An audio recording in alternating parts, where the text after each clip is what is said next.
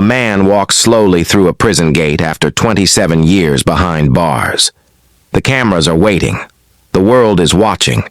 His fists are raised, not in anger, but in quiet resolve. What no one can fully see in that moment is the choice he has already made. Not to seek revenge, but to seek reconciliation. How does someone endure nearly 3 decades in a cell and emerge without bitterness? And how did that single walk change the course of a nation? To understand that moment, we have to return to South Africa in the mid-20th century.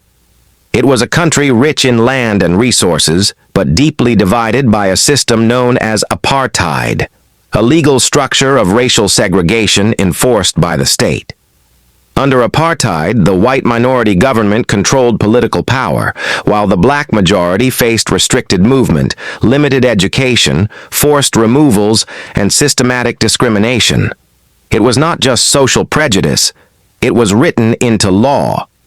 Nelson Rolihlahla Mandela was born in 1918 in the rural village of Mvezo in the Eastern Cape.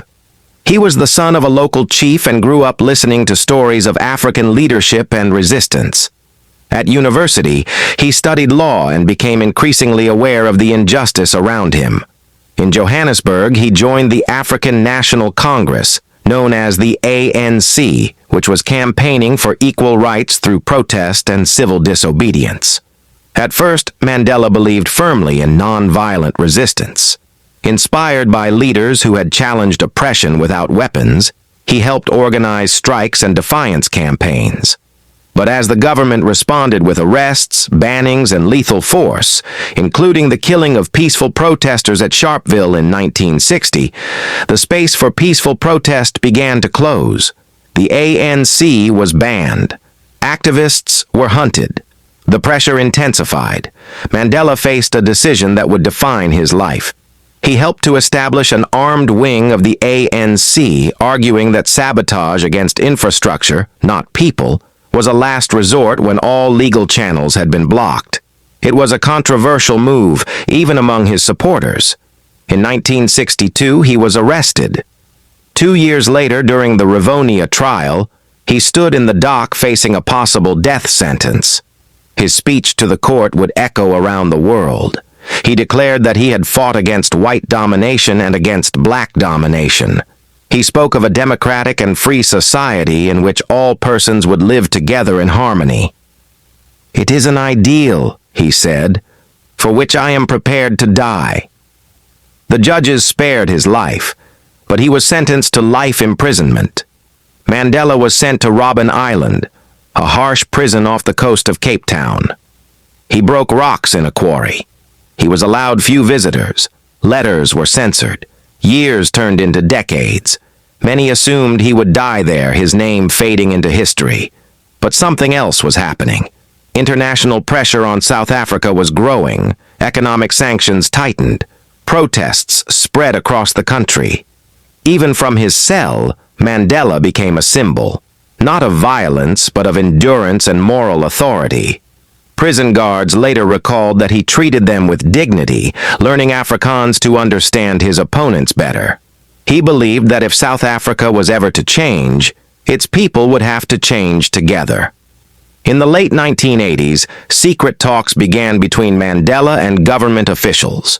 The apartheid system was weakening under internal unrest and global isolation. Then, in February 1990, after 27 years in prison, Mandela was released. That image, the raised fist, the steady walk, became one of the defining scenes of the 20th century. The real turning point, however, came not with his release, but with what followed. South Africa stood on the edge of potential civil war. Fear and anger ran deep. Instead of calling for retribution, Mandela called for negotiation. He sat across the table from those who had imprisoned him. In 1994, South Africa held its first fully democratic elections.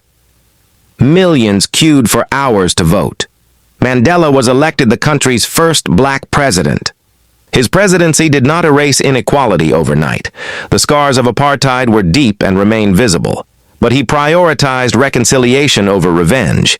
The Truth and Reconciliation Commission allowed victims to tell their stories publicly and perpetrators to confess in exchange for amnesty.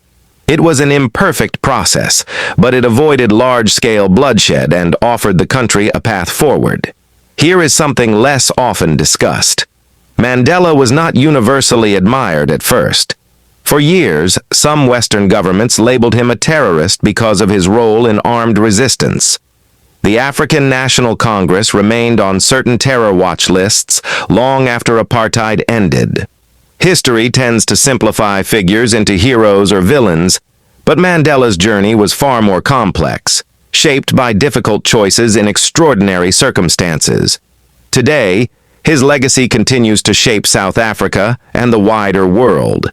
Debates about racial justice, inequality, leadership, and forgiveness still echo his example. Streets, schools, and foundations bear his name, but his real legacy lies in the idea that moral courage can coexist with political pragmatism. He demonstrated that strength is not always loud, and that power can be used to unite rather than divide. That image of a man walking free after 27 years now feels almost inevitable. But it was not inevitable. It depended on choices. By Mandela, by his opponents, and by millions of ordinary South Africans who chose ballots over bullets. So when you think about leadership, what matters more? The ability to resist or the ability to forgive?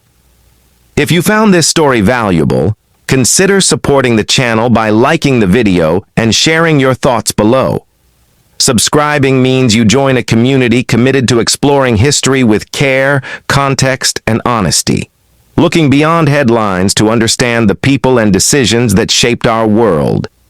And if you want to continue the journey, the next video on your screen explores another pivotal figure whose choices altered the direction of a nation. It's the natural next chapter in understanding how individual courage can change history.